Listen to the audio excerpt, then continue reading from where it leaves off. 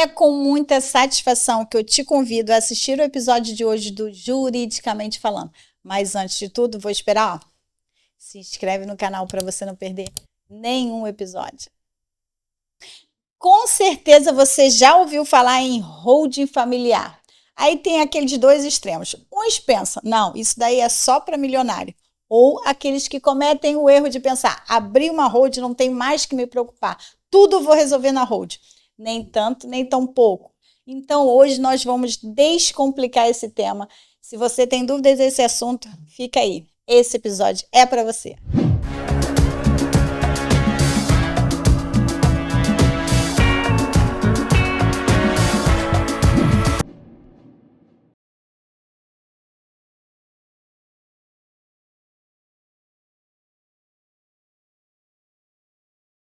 Hoje nós vamos explicar e entender um pouco melhor sobre o holding familiar. Descomplicar esse assunto, afinal pode ser realmente uma solução, mas se for mal usada pode trazer dor de cabeça. E eu trouxe um especialista, Dr. Rodrigo, muito obrigada por ter aceito o nosso convite e nos ajudar a entender um pouco como é esse tema. Oi, Isabel, eu agradeço o convite, né? Realmente é um tema, para quem não sabe, um pouco complicado, e para quem entende, realmente ele descomplica muito a vida das pessoas. As pessoas costumam muito falar sobre holding e pensar em blindagem patrimonial, não é bem assim, né? Acho que a gente pode começar exatamente o que é uma holding familiar e como se diferencia de outro tipo de empresa. A holding familiar, ela é uma empresa em que a família concentra todos os bens ali, né? E a natureza dela é isso. A expressão holding vem do americano, né? To hold, quer dizer, abraçar, concentrar. E ela tem esse objetivo, para justamente facilitar a administração, a parte de tributação, enfim, todas essas características que envolvem uma holding. E a diferenciação da holding familiar para as outras é a questão da parte empresarial, né? Tem holding que ela tem uma característica de comércio, e a holding familiar não. Ela tem uma característica mais de proteção do patrimônio e facilitar a sucessão. Por se chamar familiar, é obrigatório que todos os sócios sejam familiares? Não, não é obrigatório. Você pode envolver terceiros dentro de uma holding familiar. Exemplo, a holding familiar ela tem, a holding, né, na verdade, ela tem vários aspectos. Então você tem os sócios, você tem os administradores, falando assim, basicamente. Então você pode colocar um terceiro como um administrador e os sócios serem só pessoas da família. Ou você pode ter um investidor, uma pessoa de fora que queira investir naquela holding, um amigo da família, alguém, um terceiro que não seja da família. Mas sempre vai ser alguém com proximidade familiar. Sim. Há uma pesquisa, né, enfim, e isso é uma realidade. A maioria das empresas hoje no mundo são empresas familiares. Elas originaram de uma família, né? Até porque ninguém se associa um estranho, né? Exatamente. Então essa proximidade, essa família, ela sempre está associada aos amigos, né? E à própria família. A não ser que a gente, lógico, está falando de uma SA e da vida que realmente a gente não conhece. Mas as empresas de pequeno, médio porte, geralmente são pessoas que têm alguma proximidade e afinidade. Então, quais os principais objetivos de criar uma holding familiar? Os objetivos são centralizar o patrimônio, né? Você junta tudo numa empresa. Eu vou dar assim bem simplificado, né? Centralizar o patrimônio, melhorar a administração desse patrimônio, melhorar a parte de sucessão, né? Você já prevê em alguns casos a sucessão e em alguns casos você não precisa nem abrir inventário, mas isso aí a gente vai falar um pouquinho mais para frente. A parte tributária em alguns casos também melhora muito, então tem muitas vantagens, né? E abrir uma holding familiar. uma holding familiar, ela serve apenas para quem tem grandes patrimônios? Não, isso é um mito, né? Eu costumo dizer que a holding é para grande, para médio e para pequeno também, tá? Mas existe assim um parâmetro? Não, a partir de tantos imóveis, a partir de tanto de fortuna, ou não tem isso? Muitos especialistas dizem que a partir de 2, 5 milhões você pode montar uma holding com tranquilidade, porque aquilo ali, aquele patrimônio já estaria dando um retorno e o custo seria melhor. Só que eu discordo um pouco, porque a holding patrimonial ela não pode ser vista só pelo cunho financeiro, né? Isso é muito importante. Ela tem que ser vista também pela questão da sucessão, você evitar uma briga de família, porque você quer a sua família unida para o resto da vida, né? E é exatamente onde tudo acontece, né? Quer dizer, eu falo isso que eu fico pensando, quando a gente que trabalha com inventário, a gente fica pensando que dor deveria sentir a pessoa que trabalhou uma vida, investiu para deixar patrimônio e depois vem os herdeiros, né, brigando, se engalfinhando por uma coisa, quer dizer, deixou de ser a importância, né, o bem, aquela pessoa pensou em te deixar alguma coisa, né? Isso se perde quando se inicia muitos inventários, né? Sim, sem dúvida. Então é justamente isso, né? Evitar todo esse caos aí também, não só a questão financeira, mas também essa questão de melhora, né, da parte interpessoal das famílias e tudo mais, né? Qual a diferença de uma holding pura e de uma holding mista no contexto familiar? Então, a holding pura, a gente na faculdade vê aquele organograma quando fala de direito empresarial e tudo mais, e tem lá a holding lá em cima, essa é a holding pura, porque ela trata de bens e direitos, né? Ela não vai para a parte comercial, para a parte de... É só gestão de patrimônio? Na verdade, ela gere outras empresas abaixo. Não quer dizer que uma empresa mista não gere outras empresas abaixo. Mas a característica principal da holding pura é essa, gerir bens e direitos. Então, geralmente, ela está lá em cima, é a holding maior, né?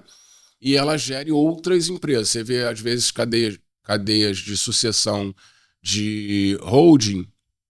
Você tem uma grande lá em cima, várias pequenas, depois tem outras menores e as setas vão ligando até formar aquele triângulo enorme, né? Então a holding pura são as que estão em cima, né? E a holding mista, ela visa, né, ela tem como característica principal essa questão de gestão empresarial, né? Venda, compra de bens, ou seja, o dia a dia ali da holding comercializando, né, entrando na parte financeira. Quais os passos práticos para construir uma holding familiar? Os passos práticos são os seguintes. Você primeiro recebe, né, o advogado preparado, né, ele recebe o cliente e ele visualiza os bens que o cliente tem. Geralmente a gente muito comum também, às vezes a pessoa vai te procurar e ela não sabe nem se cabe...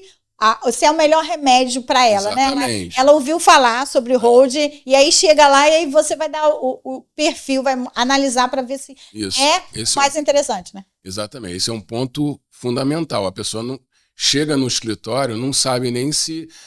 eu quero fazer uma holding, mas às vezes o perfil do patrimônio dela não é de holding.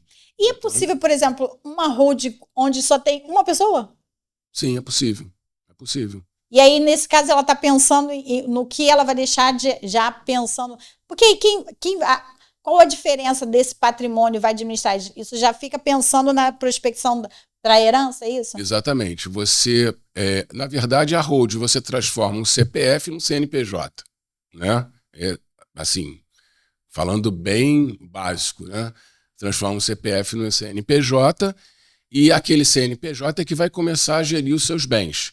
E aí dentro desse CNPJ, dessa empresa, você vai começar a fazer planejamento sucessório, uma série de situações, de organizações que você pode fazer dentro dessa empresa para evitar coisas futuras, por exemplo, eu quero evitar o inventário, eu já vou doar cotas para o meu filho, né, e vou ficar só administrando.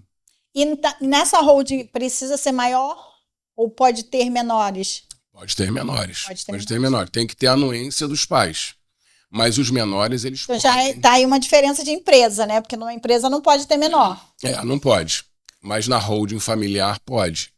E aí você tem que ter a anuência dos pais e os filhos, né, os herdeiros, já podem receber as cotas em vida. Então você já faz tudo em vida, né? Você já faz todo o planejamento em vida.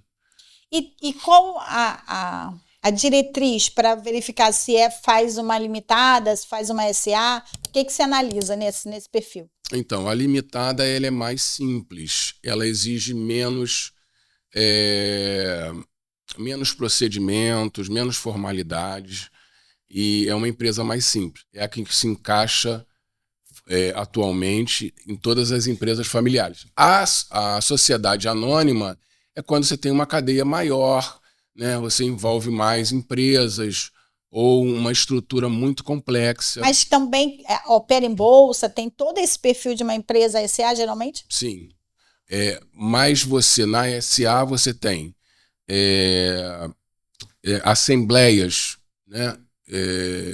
Constantes, qualquer mudança. Assembleia ordinária, extraordinária, vai mudar alguma coisa, você tem que ter. Na limitada, não necessariamente. Você tem que ter publicações, né? Você tem que ter muitas operações ali dentro da SA, né? Então é mais complexo, é bem mais complexo. Então seria e o custo é maior também. Um patrimônio de fato mais vultuoso. Sim, exatamente, mais vultuoso. E um custo muito mais elevado que uma limitada, né? Quem deve participar do contrato social? Quem deve participar do contrato social? A família, né? Mas ele tem que pensar, por exemplo, eu quero, já pensando na divisão de bens, todo mundo tem que fazer parte desse contrato social? Não, você pode depois incluir pessoas, incluir bens. Por exemplo, geralmente a gente não faz, a gente pega um patrimônio, a gente vê o patrimônio, o bem mais valioso e o que mais vai dar problema, vamos dizer assim, e inclui ele logo, né? E depois você pode ir integralizando os outros bens. Então não preciso obrigatoriamente na minha holding incluir todo o meu patrimônio? Não. Inclusive tem gente que entende que você pode abrir a holding, né, coloca um patrimônio ali menor e depois você vai melhorando. E aí é possível também ter várias holdings, a mesma família ou não? A mesma pessoa não? Sim, é possível, é muito comum, inclusive. Quando você tem, por exemplo, uma família que tem muitos bens e esses bens estão alugados, o aconselhável é você abrir uma holding para eles. E eu tenho também bens da família, coisas históricas, assim, que é a casa que a família morou sempre e vai sempre morar. Abre uma holding separada, entendeu? E dentro dessa holding, aí você abre uma holding pura, né, de participações para controlar essas duas. Geralmente, um organograma mais complexo, um pouquinho é assim. Então, você poderia dizer que então não é obrigatório integralizar todo o patrimônio? Não, não é obrigatório integralizar, não. Quais os erros mais comuns que acontecem na constituição de uma holding?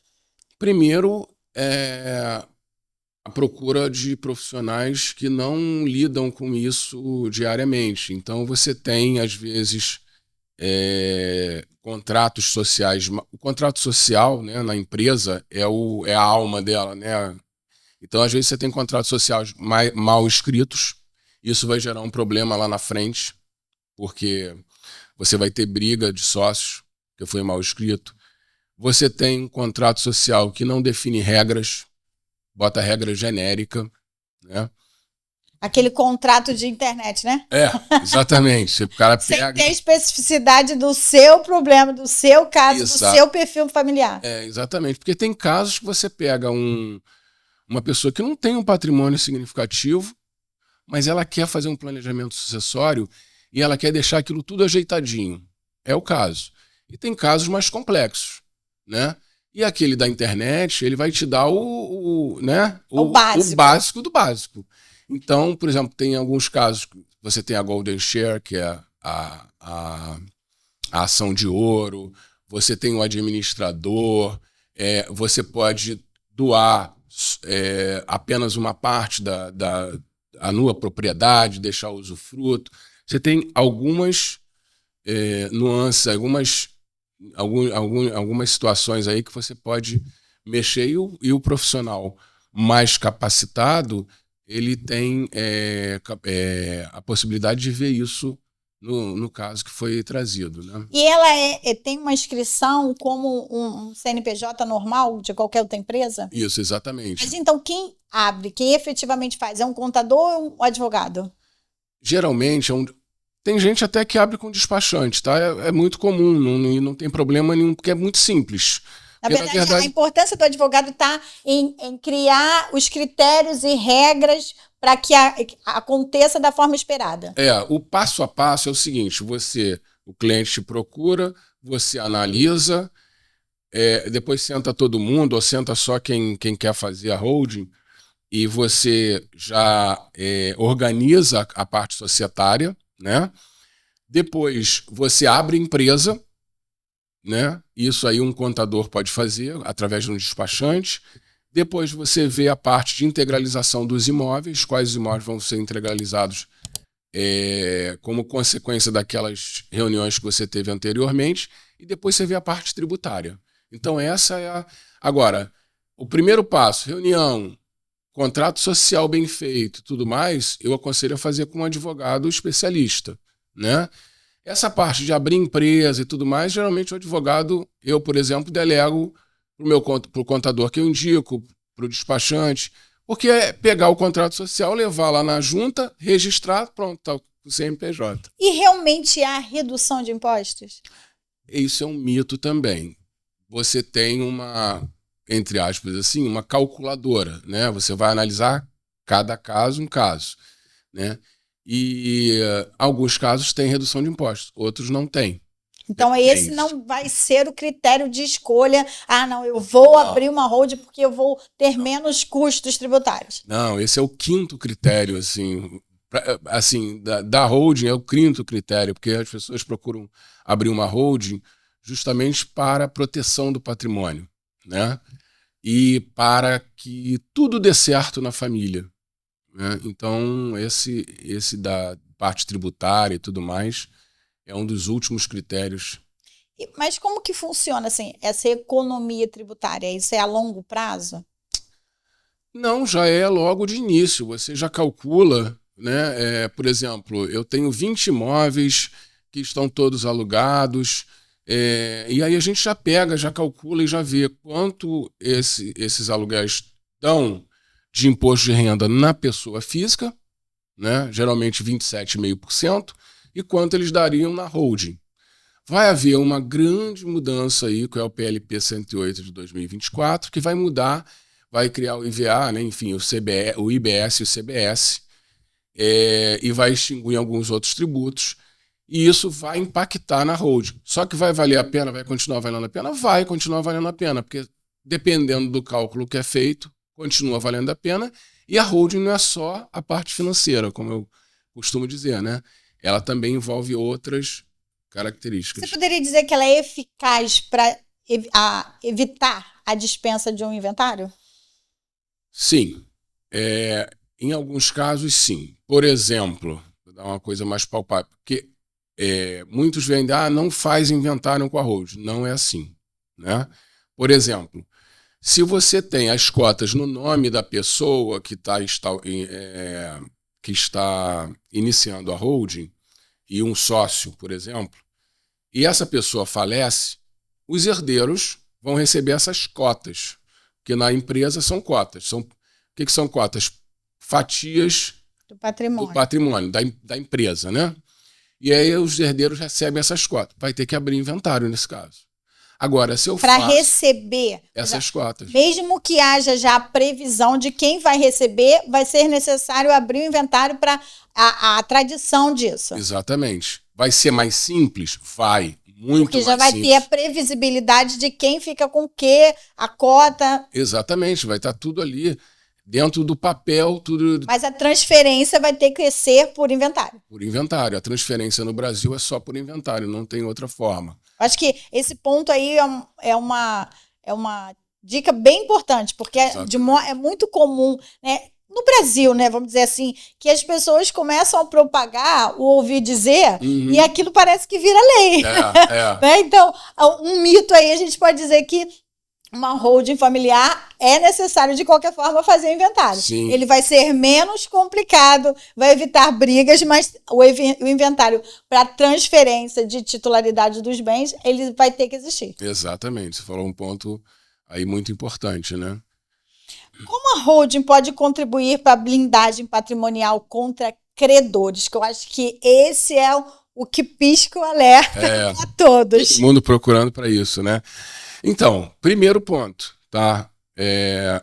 Blindagem patrimonial. Isso é meio relativo, tá? O que eu costumo dizer é que a holding, ela cria um escudo. Só que, como todo escudo, ele pode ser vazado, né? Então, só que ela dificulta muito mais, dependendo de como é feito, né? Não para fraude, que a fraude é crime, né? Mas para proteção do patrimônio daquelas pessoas. Por exemplo, você tem um médico, né? Ele mora na casa há anos, né? Ele tem outros bens e tudo mais que também estão na holding, mas ele bota a casa dele que ele mora na holding. A holding vai criar um escudo. Ele teve um erro médico e tal, vai ter que pagar por isso. Tudo bem, mas não vão direto nessa casa, não vão direto nesse patrimônio mais importante dele. Que vai existir a blindagem empresarial daquele patrimônio. Exatamente. Mas não impede que chegue aos termos. Vamos pensar num contexto grosso. Assim como numa empresa, existe a desconsideração da personalidade jurídica para atingir o patrimônio dentro de uma holding, também tem essa mesma figura. Exato. De um modo, não é imediato, não é como... você está devendo aqui, já vai naquele imóvel que é seu. Não, porque ele, não, entre aspas, não é só seu. Sim. Ele pertence a uma empresa. Sim. Mas não impede que, se desconsiderar, né, vamos fazer um equiparando aqui, uma desconsideração da personalidade jurídica, vai chegar naquele patrimônio da pessoa física que é o devedor. Sim. Mais ou menos assim. Exatamente. Você cria uma camada de proteção e vai precisar de um processo, vai precisar, né, de uma ação de conhecimento, que é a ação, né, de desconsideração da personalidade jurídica, para chegar até aquele patrimônio. É diferente de, por exemplo, você faz um contrato e com aquele contrato você pega e executa a pessoa direto. Né? A pessoa física que fez o contrato com você. Mas se ela tiver uma pessoa jurídica protegendo o patrimônio dela... E os titulares desses bens serão as empresas? Sim. Os titulares serão as empresas. Tem alguns casos, por exemplo, eu monto uma empresa... Eu transfiro a nua propriedade, né, a nua propriedade para essa empresa e fico com o usufruto do bem. Isso é muito comum. Inclusive, eu indico isso também, até para você pagar menos imposto e tudo mais. E você só doou, você só transferiu para a empresa a nua propriedade, o usufruto é seu. Ou seja, você vai gerir o bem, tal. Só que, por exemplo, se você tiver uma execução, um problema, eles vão executar a propriedade que é constituída da nua propriedade e da posse, né, e do usufruto, né, e do fruto. E aí, essa execução, ela fica um pouco que frustrada. Há julgados, inclusive, no STJ, que desconsideram e invadem e tudo mais, mas é muito pouco, né? É mais difícil, vamos dizer assim, né? Então, é o que eu aconselho, né? Você fazer esse tipo de holding. Em termos de sucessões, quais as principais vantagens sobre um testamento tradicional? Então, vou começar aí de trás para frente. Testamento. Você tem que abrir o testamento, registro, abertura, registro e cumprimento, né? testamento mais rápido que eu fiz na minha vida toda, 20 e poucos anos de advocacia, ele levou 1 ano, tá? Mas tem testamento que demora mais, né? Quando se fala em inventário... Não, Aí depois do testamento, você cumpriu, aí você vai para o inventário. Pode ser extrajudicial? Pode. Mas até os extrajudiciais estão demorando um pouquinho, tá? Não tá uma coisa fácil, não, né? E então a vantagem é essa. Você chega dentro de uma holding, você tem 2 filhos, por exemplo, você bota as cotas no nome dos filhos, entendeu? E aí você falece, você como administrador, não tem repercussão nenhuma. Não precisa nem abrir inventário. Porque eles já são os... Eles já são os proprietários daquelas cotas que são proprietários, que a empresa é proprietária daqueles bens, né? Então não precisa nem abrir inventário, né? Que é o que, vamos fazer um mal comparando daí para dizer quando são os mesmos herdeiros, a gente faria um cumulativo ali, se são os mesmos herdeiros de tudo. Sim. Eles, na verdade, eles deixam de ser herdeiros porque eles já receberam em vida as cotas. Então, o grande pulo do gato, a grande questão aí da holding é essa, é você organizar todo o seu patrimônio em vida, sem você perder. E qual é o maior acho que você deu uma dica aí que a gente muitas vezes esquece dessa figura. Porque, na verdade, deixa de ser herdeiro, porque ele já é dono, né? Ele já é dono. Mas a administração, ou seja, o administrador, ele continua sendo você, mesmo você tendo já passado para os seus filhos, tá? E se você quiser vender, comprar, mexer você pode, entendeu? Porque eles vão ser donos da escola. Eu acho que também é uma preocupação que muitos devem ter. Eu já transfiro para ele e depois eu preciso fazer algum negócio. Exatamente. Como é que eu faço? Eu tenho que pedir autorização para eles? Não. Não precisa, porque isso já vai estar delimitado no contrato social dessa holding que você abriu. É diferente, por exemplo, as pessoas estão vendendo aí, falando um pouco de planejamento sucessório. Eu vou doar com reserva de usufruto. É ruim. É ruim. Eu estou usufruindo do bem e tudo mais. Tá, mas você quer vender aquele bem. Você pode? Não. Porque já doou, já não é mais seu. Já doou, não é mais seu, entendeu? Você não pode mais mexer naquele bem. Então essa é uma escolha, assim, vamos dizer, ruim, né? A holding, nesse caso, é uma escolha melhor, né? Então, e na questão de gestão dessas empresas familiares ativas, tem algum benefício? Total benefício, porque você concentra o patrimônio, tudo que você concentra, você está de olho melhor, né? Eu tenho um bem no nome da minha filha, um bem no nome do meu filho, um bem no nome da minha mulher, está tudo espalhado. Você não sabe o que seu filho está fazendo, você não sabe o que a sua filha está fazendo. Às vezes, contraiu uma dívida, lá tem uma execução, perde aquele bem. E na holding, não, você tem tudo concentrado num lugar só, né? Então, você tem essa parte de benefício, você tem a questão tributária, tem que analisar, né? A sucessão patrimonial, você tem esse benefício, você tem todos esses benefícios criando uma holding. Quais os principais riscos de uma holding mal estruturada? Então, nós temos alguns riscos, tá? É um contrato social mal feito, que vai gerar um problema lá no futuro com os herdeiros ou os sócios, tá? Você tem a questão tributária, que é um problema também, pode ser um problema também se você tiver um mau contador, um mau advogado gerenciando e administrando isso, né, para você. Você pode ter questões de sucessão mal definidas, né? Então você pode ter tudo dentro de uma holding mal executada. E se eu abro uma empresa, uma holding, e deixo ela lá congelada? Você pode fazer isso, não tem problema, né? Não tem problema Ela nenhum. pode ser criada simplesmente pensando uma previsibilidade de divisão patrimonial, e aí eu não mexo nela, ela fica lá, porque os bens que estão ali não são bens que geram frutos, é só patrimônios de administração direta, ela pode só ficar lá congelada. Isso, pode ficar congelada. E isso não vai gerar custos. Vai gerar custos. Você tem um custo mensal com o contador, tá? Mas aí, por exemplo, se for uma empresa pequena, né? Eu tenho 2 bens nessa empresa. E você tem um contador, amigo seu, que faz tudo para você de contabilidade, ele vai lá te cobrar meio salário mínimo, enfim. Mas a gerência é mensal como uma empresa? É mensal, ele tem que recolher tributos, fazer declarações, preencher formulário, fazer uma série de... Então, nessa questão de manutenção, é como uma empresa. Você tem custos com uma empresa mensalmente. É uma empresa, exatamente. Você tem custos, se você não vê, mas o contador está lá fazendo o trabalho dele. Prestando atenção e verificando tudo que está acontecendo, o que tem que ser movimentado e o que não. Exatamente. Uma dúvida.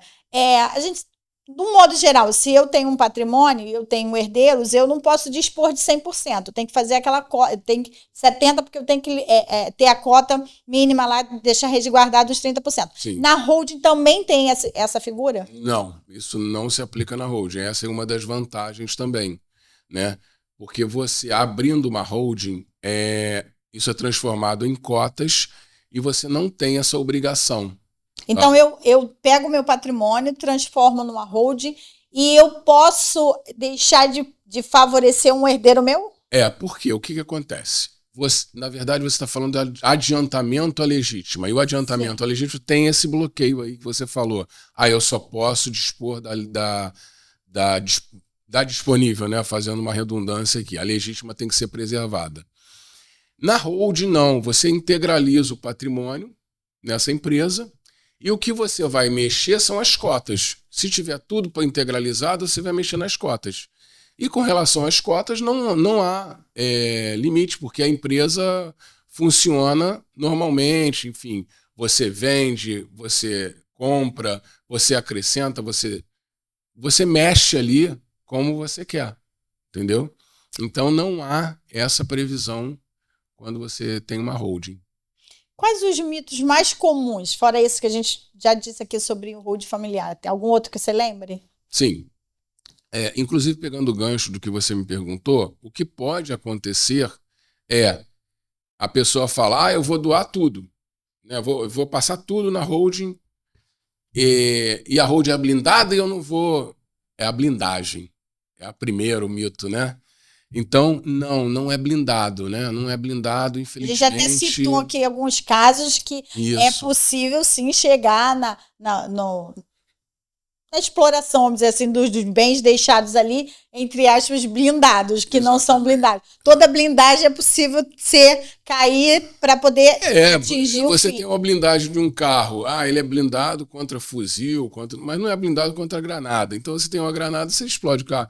É mais ou menos isso. Você tem uma blindagem, na verdade eu não chamo de blindagem, eu chamo de um escudo, né, em que protege, sim, de várias situações. Mas isso é um mito, né? Não é 100% blindado, né? Um outro mito é a pessoa, por exemplo, abre uma empresa e fala, não, eu vou abrir essa empresa, eu vou só deixar paradinha, como você falou, né? E aí ele vai e começa a movimentar. Era para deixar parado, mas... Era para deixar parado, mas eu estou alugando aqui, eu estou fazendo isso e tal. Vem a Receita e a fiscalização ou seja, isso acontece. Aproveitando esse gancho que você falou sobre a Receita estar atenta, é possível haver descaracterização da holding familiar por essas fraudes? Com certeza, sim. Fugiu do... É o KNAC, né, que a gente chama, é a sigla lá da empresa. Você bota a sigla lá, puramente patrimonial. Ou seja, eu só botei patrimônio ali. Mas tem 3 imóveis e você está alugando esses 3 imóveis. Que começa a gerar receita. E que começam a gerar receita. Então você está saindo, né, daquela questão que é puramente para uma atividade de comércio. Ou seja, você está gerando receita e tal, está entrando e saindo dinheiro.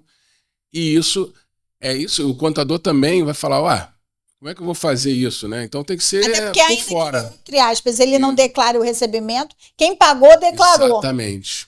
É aí que pega. Quem pagou, declarou. E aí quem recebeu, não recebeu. Não recebeu, ficou quieto. Não, mas peraí. Houve uma entrada de dinheiro aqui, né? Então isso é um problema também. Você acha que ela pode ser usada também para ocultar bens? Sim, ela pode ser usada, não se deve usar, né? Mas a grande parte dos especialistas, né, que são falsos especialistas, na verdade. A gente tem muita gente séria aí no mercado, mas, por exemplo, eu tenho um caso em que houve fraude e ameação. No meu entendimento, houve fraude e ameação, a pessoa foi casada, botou os bens todinhos dentro de uma empresa, né, e excluiu a ex-mulher, né? Então isso é uma fraude. Assim como tem os casos de fraude à execução. Mas aí, nesse caso aí não se encaixaria no que nós falamos há pouco, que é possível a gente beneficiar somente determinados herdeiros? Não, mas nesse caso eles são, lá pelo artigo 1660, né, do Código Civil, todos os bens que foram adquiridos na constância do casamento, eles têm que ser partilhados. Sim. E ele quis excluir a ex-mulher. Durante todo o casamento, ele foi botando o dinheiro, transformando dinheiro em bens para a holding, né? Ou botando dinheiro, que a holding também não é só bem, é bem, ativos financeiros, enfim, tudo que... né, então isso já seria um caso de fraude. Você Sim. tem uma empresa que mas e se essa empresa, por exemplo, ela tivesse sido constituída antes da constância do casamento? Quer dizer, ele já tinha a empresa, aí casou, e aí começou a adquirir bens e começou a colocar tudo para a empresa. Esse é o argumento. Né? Esse é o argumento principal. Ah, não, mas essa empresa... Eu já tinha antes. Eu já tinha antes. Sim, mas aí durante o casamento os bens foram vindo. Foram aqui, e o artigo de lei é bem claro, é na constância, né? Então não vai criar uma falsa blindagem para dizer que é da empresa, porque na verdade aquele patrimônio ali foi construído com o esforço comum. O esforço comum. Exatamente. Agora, se você tem uma empresa antes, toda estabelecida, com os bens já definidos, e você coloca alguns bens depois, durante o casamento, só esses bens se comunicam. Porque os outros... Isso aí é bom frisar. Sim. Quer dizer, também não vai ir por terra a questão do patrimônio existente anteriormente. Não. Mas ela é obrigada a ser participante dessa empresa quando eles casam? Não precisa. Muito embora exista um artigo em que nas empresas, né, quando há comunhão parcial de bens, precisa da outorga uxória, né, a assinatura do outro cônjuge. Então, ela precisaria assinar, enfim. Por exemplo, ele montou a empresa, ele era solteiro. Aí ele casou. E aí foi adquirindo, já tinha bens na empresa, ele foi adquirindo bens durante o casamento.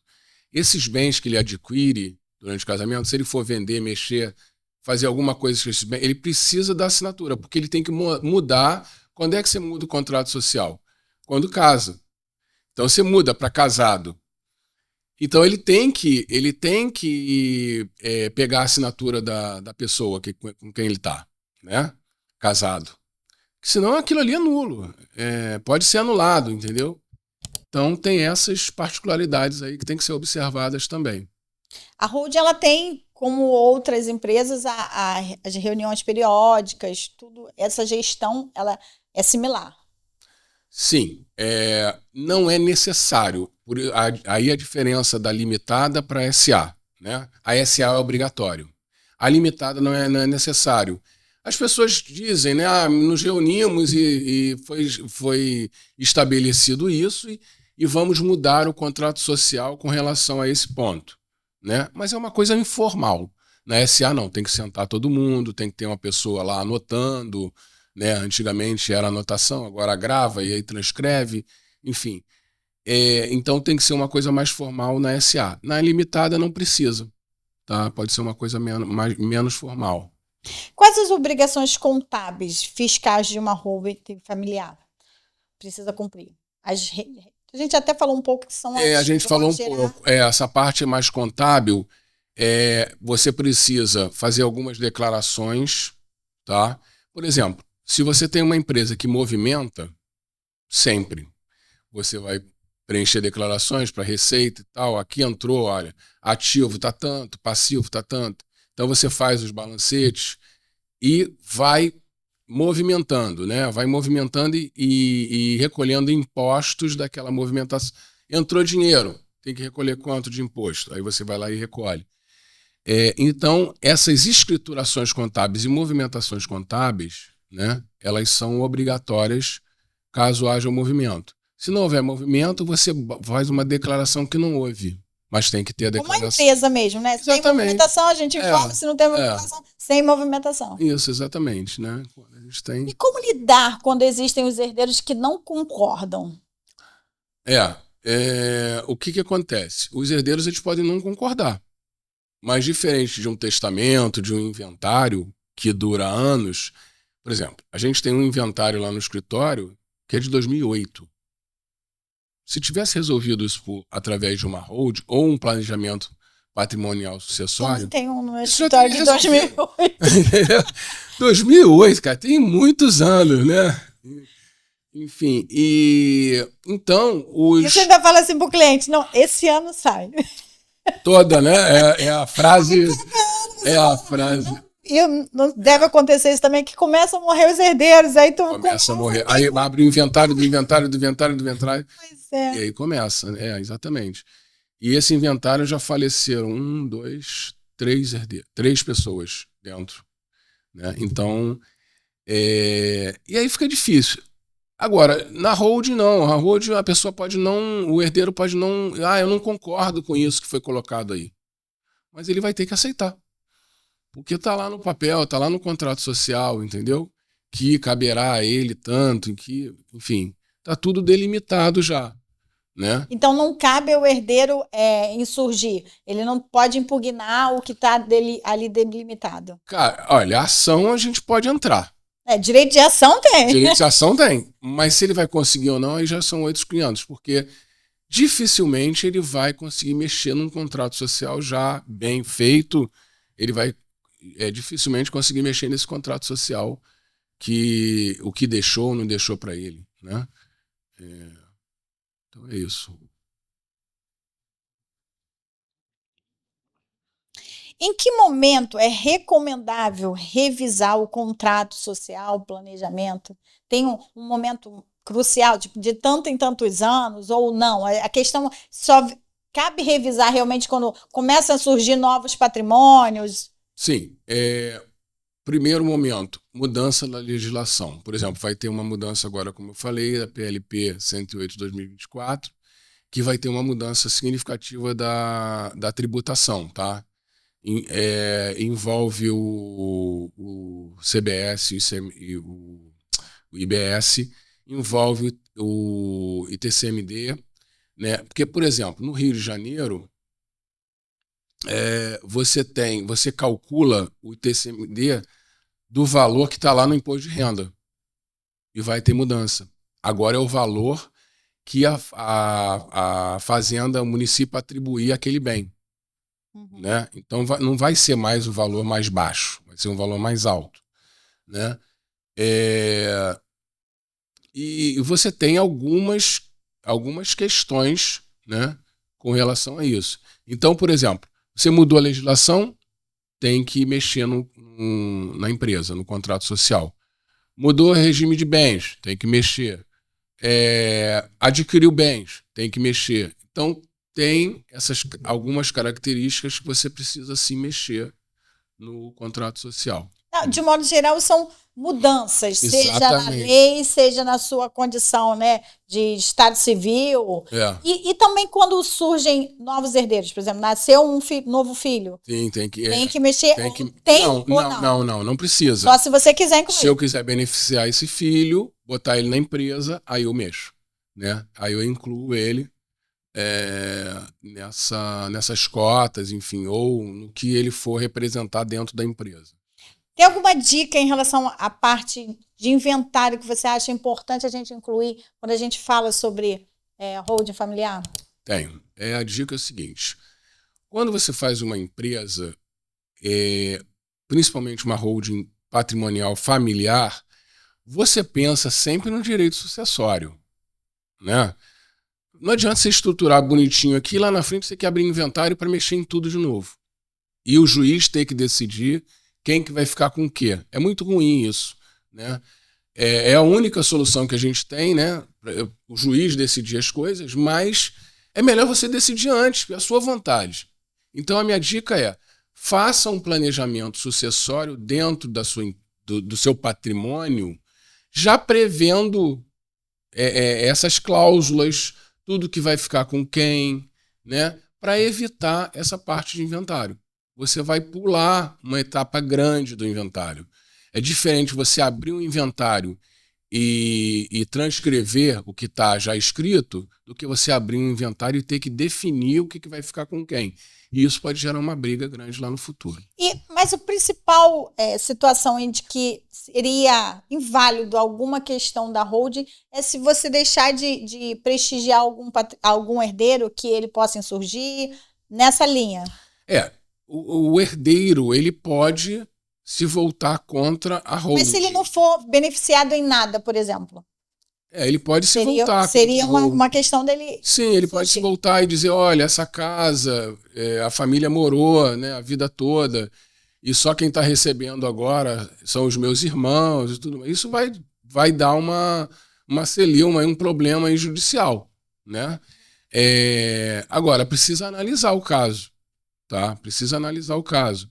A princípio, não, porque está delimitado ali, né? O bem está na holding, a princípio ele teria uma causa não ganha, né? Mas precisa analisar o caso, né? Porque, por exemplo, para você beneficiar um filho, você tem 2 filhos, você precisa da outorga dos 2, né? Marido e mulher, enfim, que vai beneficiar aquele filho somente.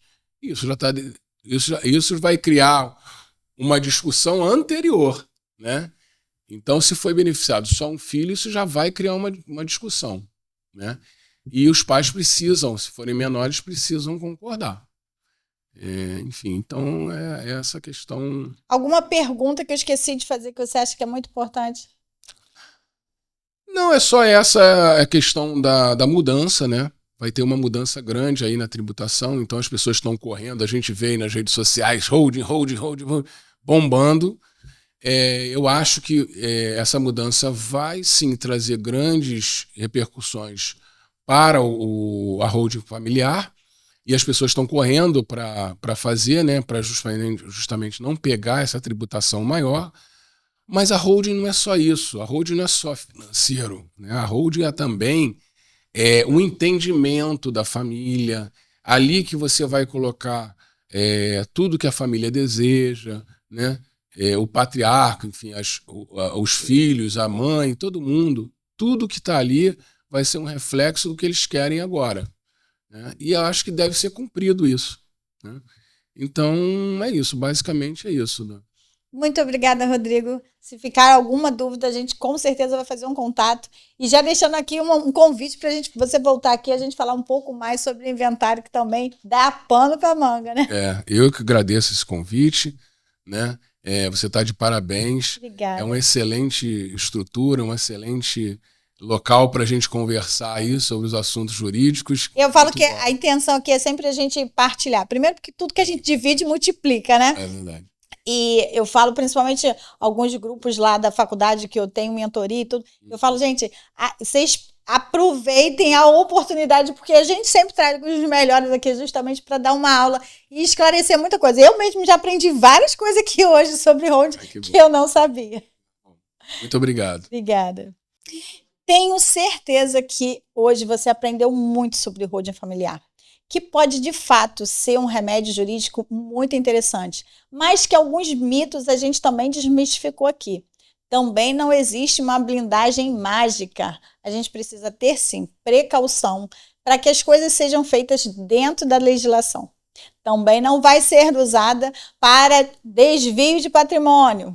Então, se ficou alguma dúvida sobre tudo que foi falado aqui, deixe o seu recadinho aqui embaixo que nós vamos responder a todos. Assim como também sigam nas redes sociais do Doutor Isabel, do Doutor Rodrigo e o Juridicamente Falando, porque a gente tem sempre novidades fresquinhas sobre todos os assuntos e você não pode perder nenhum. E também não esqueça de se inscrever no nosso canal.